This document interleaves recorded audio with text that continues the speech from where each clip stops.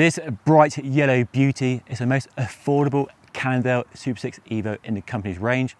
With a Shimano 105 group set, it costs £2,800. But is it any good?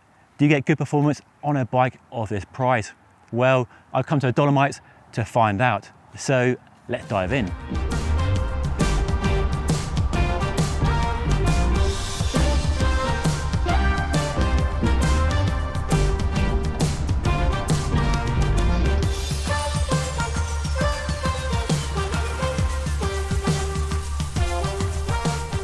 So let's talk about how this bike rides, and it won't be my usual in-depth review.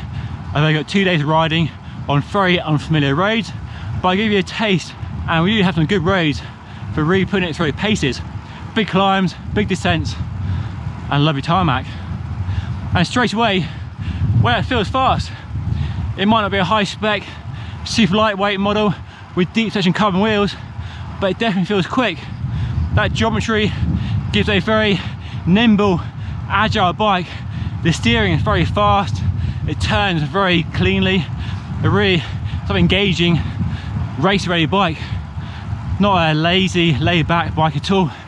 It's noticeably sharper than a synapse I rode a few months ago, much more focused. It's like a sharp razor blade, absolutely carves through the corners, put the bike precisely where you want it. And the roads we're riding here are pretty smooth for the most part, but right now I'm on a slightly rough bit of tarmac, and the bike is transmitting quite a bit of feedback through contact points. I think the 25mm wide Vittoria Robinho tyres aren't the best tyre, and I'm used to a wide tyre as well, so that might make a difference. And this saddle is absolutely a pain in the arse. It is a very hard saddle, I can't get on with it at all, so that's not helping. But the saddle issues aside, it's quite a firm ride, as you expect from a race bike, but I suspect some wide tyres, maybe some posher wheels, would definitely make it a smoother ride. So I can't imagine how this bike would be on my local rough roads back home in the Cotswolds. For what is an entry-level bike in the company's SuperSix Evo range, it is a cheaper build you can get with a Shimano 105 group set, mechanical shifting, hydraulic disc brakes. It rides pretty well. Shifting, as we expect from Shimano, clean, precise, brakes work well. The wheels aren't amazing, and the tyres, as I mentioned, aren't fantastic either, so a tyre upgrade would be something I would look to do if I were buying this bike, and definitely look to do some carbon wheels for more aero performance down the line. But these wheels feel fine so far, not going to be super lightweight and not particularly aero, but for a starting bike they're not really doing a bad job today at all.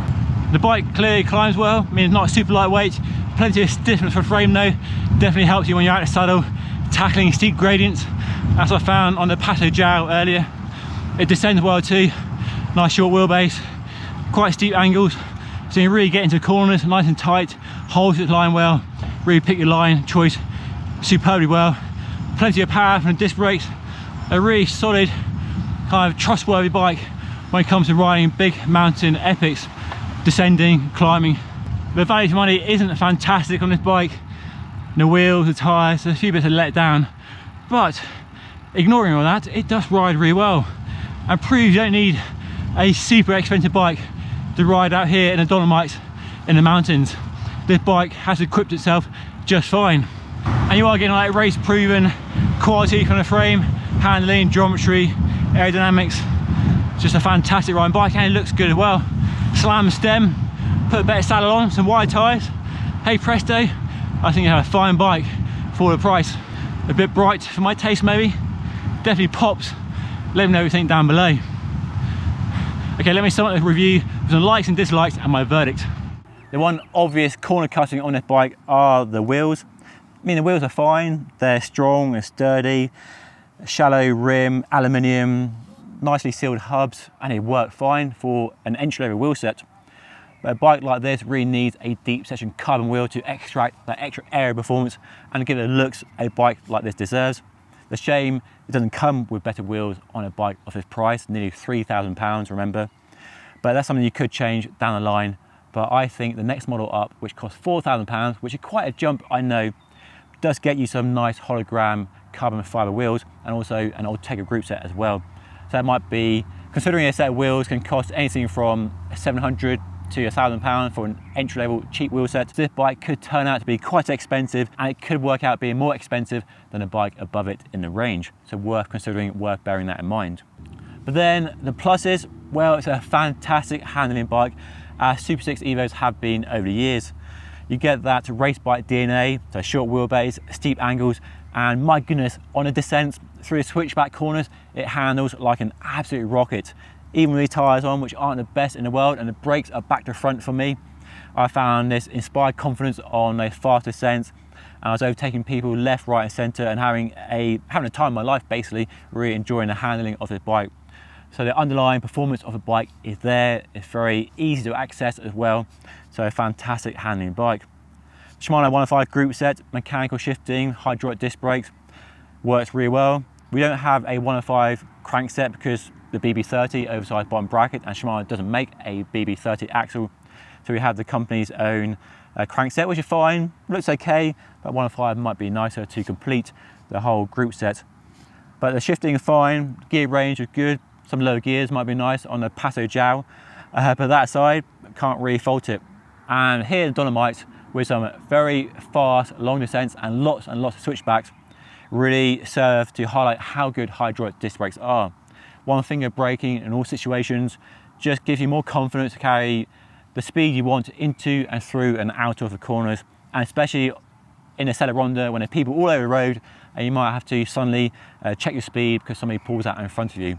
So for me, disc brakes are a no-brainer out here in the Dolomites, as they are back home in the UK. The biggest dislike on this bike has been the saddle by a long way. The Pro Logo Nago just isn't a saddle that suits me at all. Way too firm, and I actually found it really uncomfortable. And that's surprising because I do ride lots of test bikes with different saddles, and generally I can get on with most saddles, but this one I found a literal pain in the arse for 2 days I was riding it. So a saddle change would be my personal preference, but saddles are subjective, it might work just fine for you. The other dislike is the ugly stack of spacers underneath the stem. I think it looks atrocious, and that's something I would change.